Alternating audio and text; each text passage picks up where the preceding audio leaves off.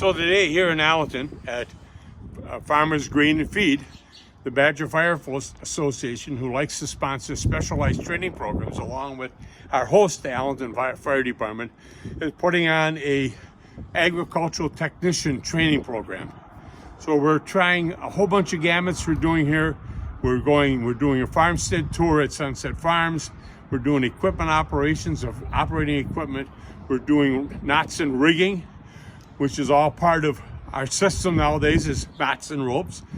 You will see rollover recovery work from fire tractors. You'll see people pinned in heavy equipment that we got to get them out of an elevated bin, and many other things. But the whole idea is to get our participants to think outside the box safely. This is our tractor rollover station.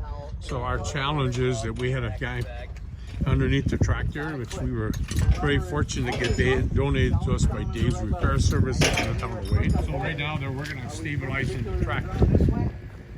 So we try to get our patient. Take a couple clicks up on there, Dom. Full clicks. So they're using a high lift jack here is what they're doing to raise up the tractor. Click, click, click, click. It's not going to work. Quick and simple. And the nice part about the high lift jack, it'll work horizontally as well. People say I can use a hydraulic jack.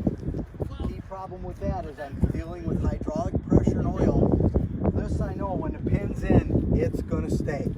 This was an incident that somehow some car got involved with the skid steer. And so they're playing around with different ways that they can get it lifted. One of the things they did here was lift on the arms and lift up the whole tractor.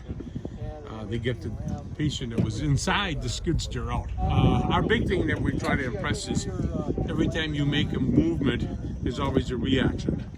So our goal is that you try to stop any negative reactions. So you want to make sure if you're lifting that your crib locks it so it doesn't come back down. Getting somebody out of that cab, especially if he's my stature and weighs close to 300 pounds and 6 foot tall, is a challenge. So they're not real easy to do. We were very fortunate to get this one that we could play around with. They came out with a conversion, but we just said we'll hold on. They haven't cut the cab in. That's one of the options that I left them open for. But right now they've been doing pretty good with this one. Okay. So this particular incident with the semi is something that happens way too often. In a lot of cases, it's a very serious injury, if not fatal. But this particular one, somehow the trailer ended up on top of the truck. How did the truck get underneath? Could have drove underneath, could have been hit and driven underneath. We had a car in here earlier, and they pretty well demolished the cars. So we brought the truck, and they were working on getting people out of it. And now they moved this particular group over to a gravity grain wagon that a car is underneath. So the goal is they got to learn how to stabilize so that it doesn't become a dangerous situation as they work on getting somebody out of there.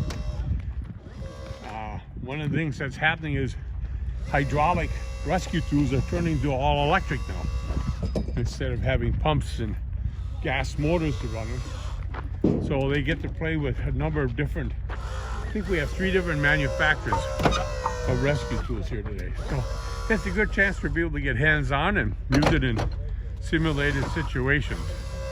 So if you move to the left, you see they block this wagon with some stabilizing rods that they actually screw out and then jack it in place, and they use the straps to pull it in so it doesn't kick out.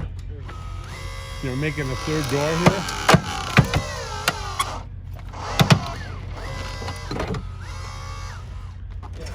So this is a chopper, Bale Chopper. This is a Bale Chopper, right?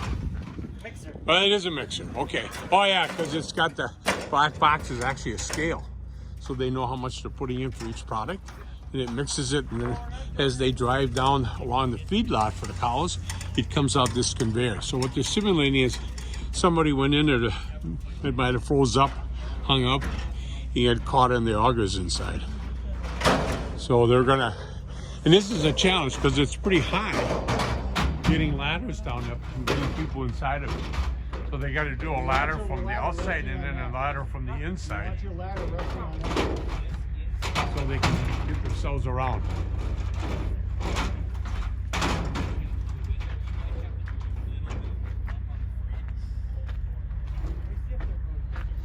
So they got themselves positioned. Chief, Yes. do we have a guy caught in the auger system? Is that what we're simulating? He's inside it. The crew has not yet determined what his exact status is. They know he's unresponsive. Okay. Good. During this whole program today, especially in this disentanglement rollover station, we've created incidents that are not very normal to run across. One of the things that John Breyer and I like to preach to people is we want to get you prepared for low incident, high risk. High risk to you, the rescuer, and high risk to the victim. So right now they're going to work on stabilizing this log. It's 20 feet long, and it looks like they're going to try and lift it off of the car itself after they stabilize everything. Depends on which way you guys are wanting to do it.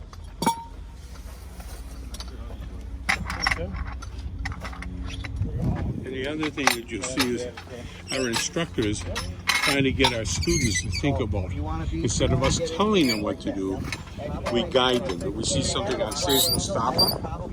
But it's their responsibility to think how they think they would want to handle this.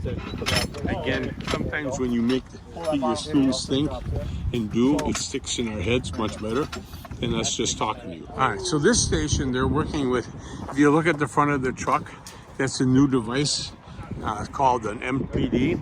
So it's an actually hauling, retrieving device. It makes it 3-to-1 when you're pulling. And on the floor here, on the ground, there's a different one called the clutch that actually is for pulling, lowering, and you can use it for rappelling. Right now we have a mannequin. As you can see, they're lowering him over there, bringing him down from up on top. This is a different design piece. It's called the fast board, capital A, F, capital A, capital S, capital T. It was designed really for RIT training, rapid intervention, but we're seeing if it has some benefit in this work. And this, horizontally, it's not the way to transport somebody, but it's a good idea, again, to show people so that they don't say, you know, we could try this, and then they find out it wasn't a good idea. This is the place to do things and try them. If they don't work, you didn't hurt anybody. On Saturday, we had a great program helping 50-some students attend, 21 instructors working. We did a whole gamut of rescue training programs to teach them how to think out of the box, prepare themselves for working as a team to come up with solutions and to do it safely. These are all very low frequency but high risk incidences that we're trying to prepare our people to think about. Our goal is they will go back home and try to get other people involved in thinking about looking at their agricultural area, whether it be a feed mill, an implement dealership, or the farmstead itself. I think every one of our instructors went home with learning something. That's one of our goals, besides sharing our knowledge with others to do a better job to help, as we like to say, our customers.